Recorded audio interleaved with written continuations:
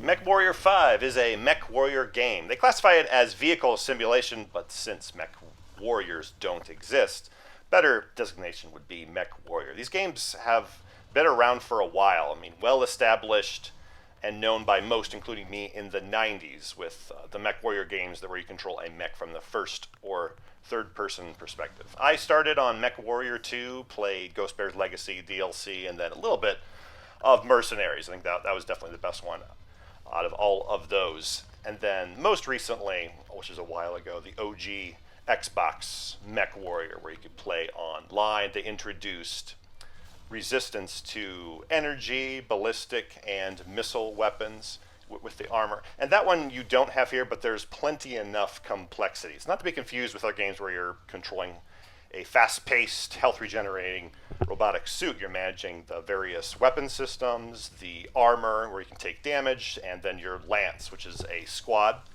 of 4 in total, yourself, and then your 3 squad mates, where you have weight classes up to 100. It's on Game Pass on PC only through Windows 10. You wouldn't want this on console anyway with a controller, so just for PC. Also, quickly, I'm calling this gameplay impressions. I re-downloaded the game, lost my save, but I went through 18 of the 21 missions, 50 plus hours. So I played this as much as I have any more, really, as any game I have reviewed.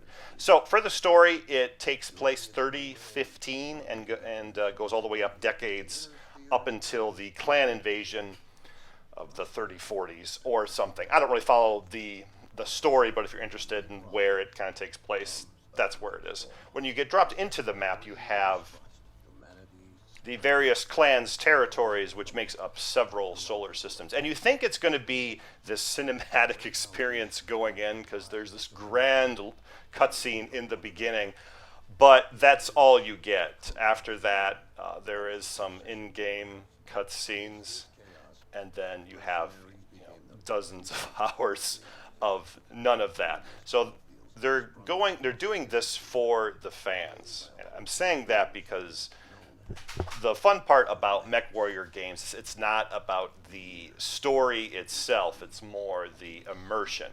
You feel like you are taking part in this conflict, not that it revolves around you, since it takes up hundreds, thousands of solar systems. They're not going for a character-driven story with this. More the RPG, have your own adventure to it. Most of the missions that you're going to be playing aren't even story missions. And the immersion starts with, in the ship, you can see the scale of the mechs when you're walking around, how small you are, and there is relative proper scale from the small little ones. You can kind of get an idea what they would look like compared to a modern car or vehicle, to the 100-ton mechs that are much larger, and then you see the weapon systems that you can put on them. But the story part is, in the tutorial, you get trained by your dad, who's the commander of this outfit. He gets knocked off right away at the end of the tutorial, and you are in command. So there isn't emotional weight there, because it happens right away, and there's a little in-game cutscene here, and even that you don't see later. But for presentation, as you can see, it's just someone talking, looking straight. This is Spears. This is who will give you mission briefings. And then your shipmaster lady, she actually is standing there and is talking, but that's what you get.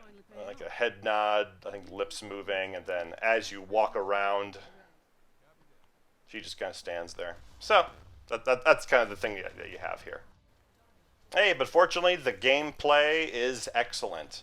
First, the different types of missions that you have. Here you're seeing a defend mission, where I have to defend these buildings. And the damage that you can do to the buildings, kind of carving your own path, is very well done. And this is a huge difference from games where it would just be a bunch of polygons flying around in MechWarrior 2.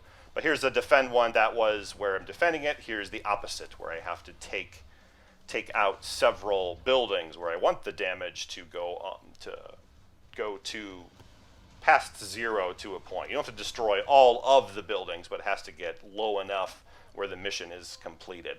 And the other two flip sides are Assassination, where you're taking out some mechs, and then Warzone, where you just have to take out the mechs that are attacking you. Those are the main 4 types. Even when you're going into story missions, they're variations of this. They're just stretched out a bit.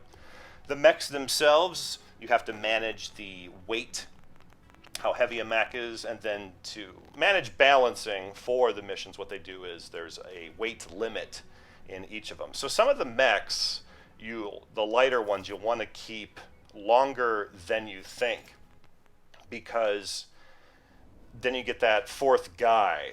You can opt to just have 3 and have some heavier mechs, which I do sometimes, because you don't have as much damage done to them that you have to repair after, but that's an option.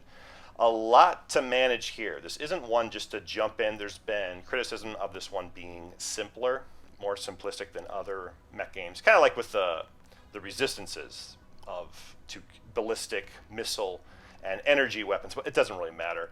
My only complaint is you can't put on your own weapons. You are stuck with like a large slot, a small slot, so there isn't complete customization there. But meh, it's not too bad. You at least run across different mechs with different setups, some that are permanent. And it's a lot to manage. It takes time just to repair them in between missions, and you'll need to be doing that at the same time, managing how much it costs to go from one star system to another at the same time. And then you recruit your squad mates, and then they have their own level as well as you. At the end of each of the missions, though, you have salvage, and there are slots of how many they take up and what the cost of them is. So thinking of if you're going to keep them, if you need some certain equipments, you might want that even though it's cheaper. Or for the mechs themselves, if you're going to keep them, it's just to have extra ones, so you're not limited to having to repair the mechs each time. You can do that too. So here's a map of the star systems here. So it is massive. I'm not zoomed in at all. As you travel across, more will be revealed. There's areas, industrial hubs, where you can buy mechs, different types of weapons, just to give you an idea. So it's massive. It takes a while to go across, and it's not free. You have to pay money for each dot that you are jumping to. The sound effects, though, excellent. This is something that has to be brought up separately, because every weapon has its own sound effect, and depending upon like how far you are shooting, even like the heat dissipation, the vehicles, they all have their own unique feel too.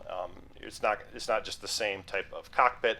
You might have a square one, you might have a more open type of cockpit, and then you see the image in the bottom left too. So even though you are playing those same 4 types of missions essentially, since there are different maps, there's some level of procedural generation where enemies sometimes are when you are on a map. There is a ton of variety, and it looks beautiful. The sunlight, like with the temperate climate, and then even with the snow, the effects of the snow kind of give it this hazy type of fog thing. So you are engaged within the game as long as you're looking for a MechWarrior type of game. I can see a lot of people jumping into this. It takes too much time to repair, go from one place to the other, or the missions are too long and then you die, you have to restart. So you have to be very patient, but the payoff is there. The farther you get into it, there are difficulty spikes. It's not, you can't just go mission to mission. You are going to die sometimes, especially later on. There are some huge spikes and your weight is limited. But it's very rewarding because you get to enjoy the different type of mechs. You're going to be exploring the majority of them by the end of the game, and the different type of environments. The story, you'll casually forget about it. You'll remember when it pops up as you're doing several other of the missions. It's that excitement of going to a location, getting another new mech that you've been saving up for, or equipment, squad mates even too. You might find a high level one, then you recruit them, and you'll remember them also as you keep them for several missions. It is a solid game though, like playing it cooperatively. Just keep in mind, I couldn't play this through Game Pass cooperatively on PC, so maybe through Epic Games if you're trying to get it through co-op. If you like this video, give it a like, subscribe if you really liked it. Check out the link below if you're picking it up, and I'll see you next time. Nice work, Commander. There are some very grateful people down there. And taking another shot at Black Inferno sure does feel good, doesn't it? Sure does.